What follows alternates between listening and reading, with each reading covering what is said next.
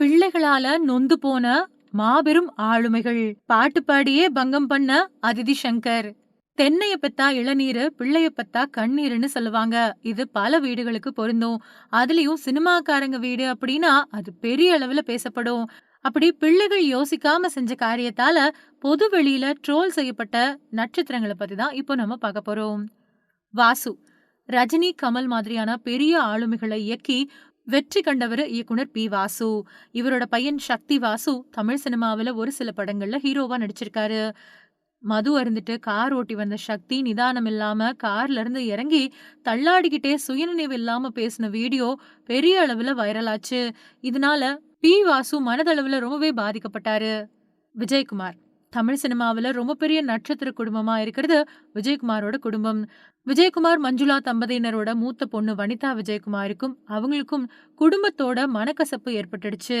அதுக்கு பின்னாடி அவங்க தன்னோட குடும்பத்த பத்தி நெறைய தவறான விஷயங்கள தொடர்ந்து பேட்டி குடுத்துட்டே வந்தாங்க.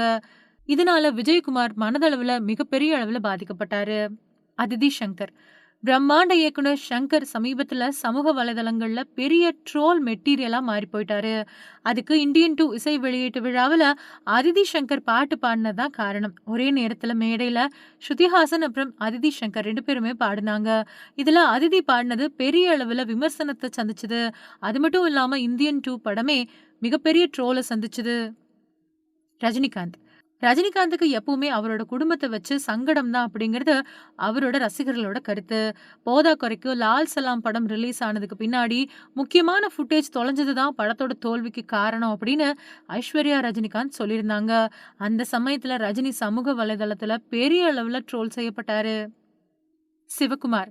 தமிழ் சினிமா ரசிகர்கள் கிட்ட பழம்பெரும் நடிகர் சிவகுமாரோட குடும்பம் பெரிய அளவுல பேர் வாங்கியிருந்தது. இவரு பிள்ளைகளால எந்த ஒரு கேலிக்கும் ஆளானதில்ல. ஆனா ஜோதிகா நாச்சியார்புரம் படத்துல கெட்ட வார்த்தை பேசக்கூடிய ட்ரெய்லர் வெளியாச்சு. அந்த சமயத்துல சிவகுமார சமூக வலைதளங்கள்ல ரொம்பவுமே கேலி சித்திரத்துக்கு ஆளாக்கிட்டாங்க ரசிகர்கள். இப்படி பிள்ளைகளால மன உளைச்சலுக்கு ஆளான மாபெரும் ஆளுமைகளை பத்தி நீங்க என்ன நினைக்கிறீங்க அப்படிங்கறத மறக்காம கமெண்ட்ல சொல்லுங்க.